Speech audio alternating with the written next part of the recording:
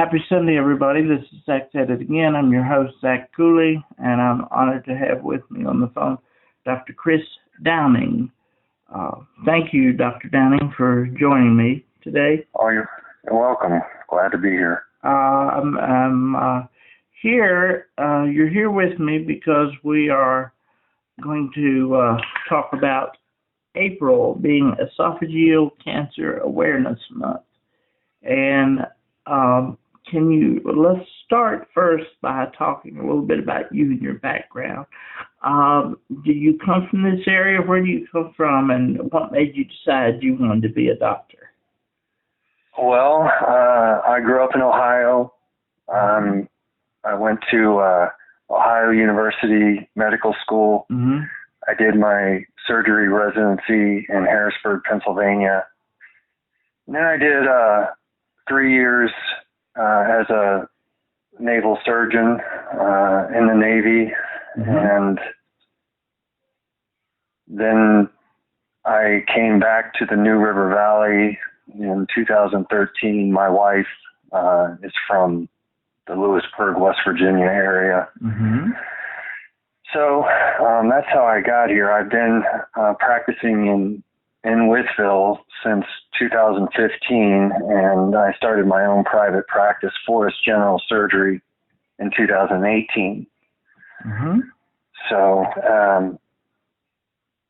the reason why I chose to become a doctor was really because when I was younger, family friend was a family physician, and I just loved what he did for a living. And he gave me a lot of great advice. And once in medical school, I knew I was on the right path. And then the first time I was in the operating room, that completely sold it. So I don't think I would be happy doing anything else. Very good. Particularly in the field of esophageal cancer and esophageal cancer treatment, what is most important for people in our area, people in general, to know? What's most important things to be aware of concerning esophageal cancer? Well, esophageal cancer is miserable. Nobody wants it. And it's the 11th most common cause of cancer deaths in the United States. There's 20,000 new cases every year. Now, my specialty is the distal end of the esophagus, where it gets chronically damaged by stomach acid. Mm-hmm. Stomach acid or acid reflux can ultimately cause esophageal cancer. And a lot of people don't know that. And, it's this GERD acid reflux issue is incredibly common. And if you don't take care of it, it can have some dire consequences later in life. Okay. And how have you seen particular effects in this way with the GERD among patients in our area as well? Is that the most common thing that you see? Well, I do see some tragic cases of esophageal cancer from chronic heartburn mm-hmm. in our area, mm-hmm. and it's devastating. Mm-hmm. So a big portion of my practice involves acid reflux. I'm in the business of trying to keep acid out of the esophagus. And it's incredibly common. The research has told us that 1 in 5 patients has problems with acid. Right. So 20 million people are on heartburn medication. Including myself. Yeah, and 40% of those still have symptoms. You have a very special procedure that you perform, which is called the LINX procedure. And that is what prompted your nurse, Kendra, to contact me about doing a story on this procedure. You are the only physician in the area that does this particular procedure. Can you talk about what it is and what its benefits are? So the goal of any anti-reflux procedure is to keep acid out of the esophagus. Right. We want to create a situation where you can still eat, but yet stomach contents won't go up the esophagus. So that's a tricky task to perform surgically. So there's been several procedures over the years that have been done, mostly with good results, but still just not quite as effective as you would like. And then about, 10 years ago, the LINX device was invented. The LINX device is a magnetic augmentation of the lower esophageal sphincter. So the problem, why GERD happens is because the lower esophageal sphincter, which is supposed to keep acid out of the esophagus, becomes ineffective in certain people, a lot of people over the years as time goes on. The LINX device is placed around the lower esophageal sphincter, and it keeps the sphincter closed. And it's very effective at keeping acid out of the esophagus, but still allows you to belch and vomit if needed. So if you, and this procedure is laparoscopic, it's done in the operating room. We combine a hiatal hernia repair with the LINX device. There's always usually a hiatal hernia that's also contributing to the problem, in addition to a dysfunctional lower esophageal sphincter. So you have to deal with both of those problems. They have the surgery. It's one night in the hospital, and in the morning, people go home. Everybody gets stopped in regards to taking their heartburn meds. We want everybody off of those. So we know that if you do the LINX device to 10 people, 8.5 of them will no longer need any more omeprazole, which is incredible. Yes, indeed. Yeah. And we know that, over 5 years, it has a 90% success rate in keeping acid out of the esophagus. So I've been doing this procedure to the people in Wythe County and really all over. I've gotten patients from Tennessee and West Virginia, and we've done almost 100 of these procedures, and it's been amazing. Amazing. I haven't had to take anybody back to the operating room or remove any devices. So I'm a big believer in this technology.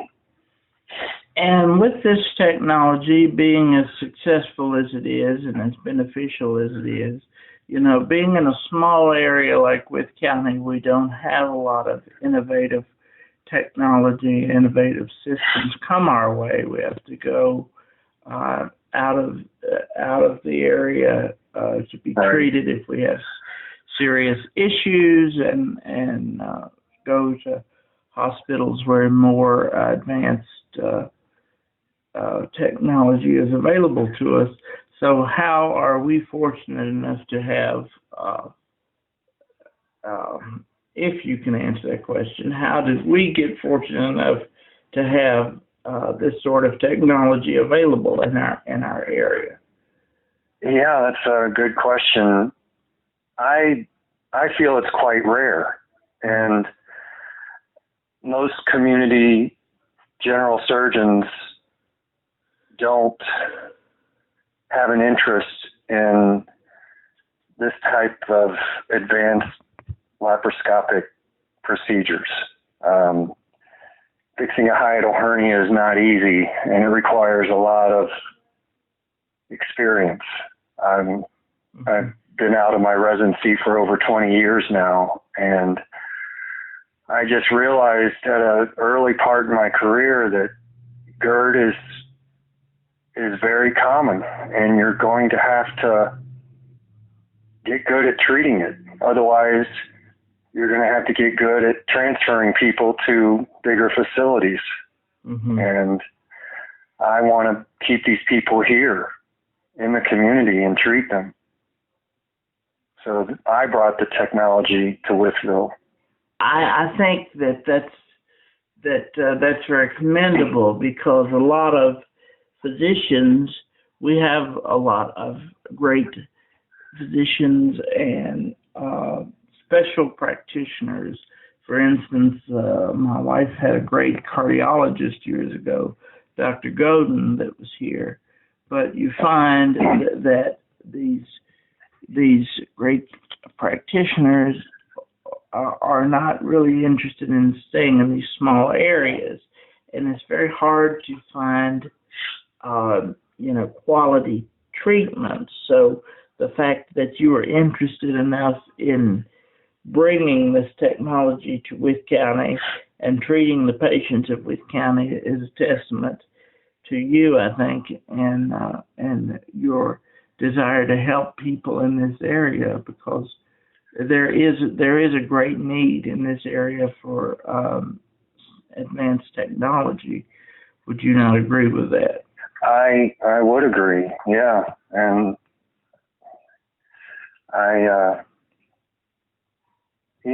it's important as a physician to be up to date on what there is to offer, and you don't always have to go to UVA for the latest and greatest treatment options. There's very good, innovative physicians in our area that you just have to do a little research and find them. And you must have a connection to the patients of Wythe County, to their needs, to be not from this area, but to practice here as long as you have, and to want to bring things like the LINX device to Wythe County. Yes, I love Wythe County. I love Pulaski County. I work in both of these areas, and I'm here to stay. I'm happy. So I have a lot of patients that come to my practice, and we're very happy to treat every one of them. And to think enough of the people of Wythe County to want to bring technology like this to Wythe County says something for your esteem for the people of Wythe County, as well as the need in Wythe County for something like this. Oh yeah, yeah. There's, I'm in it to help people, and there's just an enormous amount of people that suffer from acid reflux, and for years they've been advised that there is no treatment. You have to find a pill and take it for the rest of your days. Right. Well, that's not true anymore.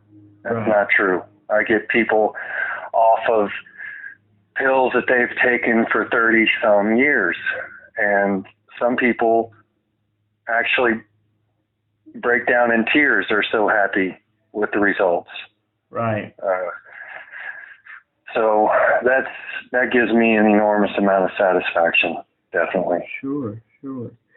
Is there a particular age group of people, or a particular demographic of people that are affected the most, or is it just across the board? It's across the board. Definitely, I see advanced GERD symptoms in younger people and people in their 70s. So it affects a wide range of patients, definitely. So since we're talking about esophageal cancer specifically, wanting to create awareness for Esophageal Cancer Month in April, what are some important preventive measures that people can go to prevent such an issue? Well, you know, if you got to watch what you eat, when you eat, how you lay down, whether or not you can lay flat, what happens when you bend over, do you have constant burning, you know, in the lower chest area?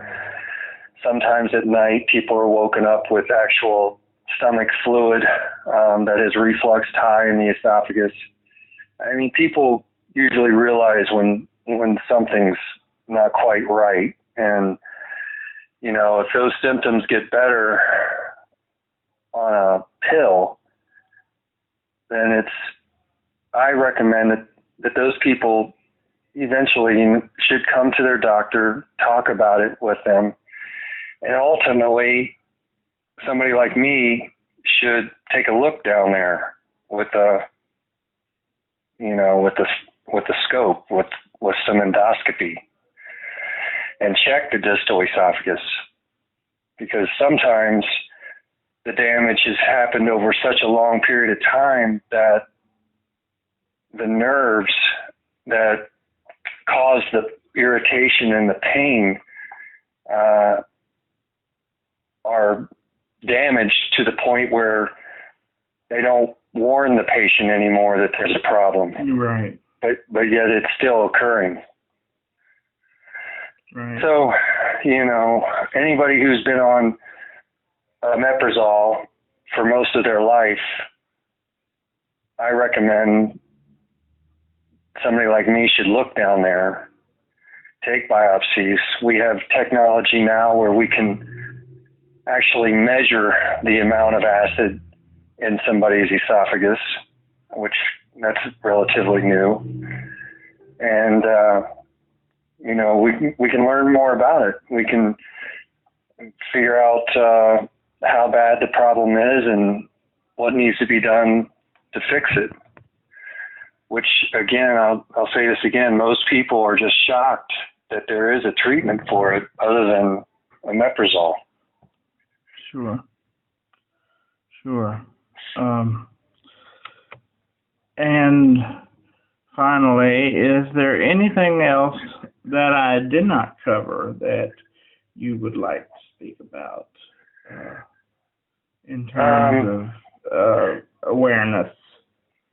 I just want to stress the importance of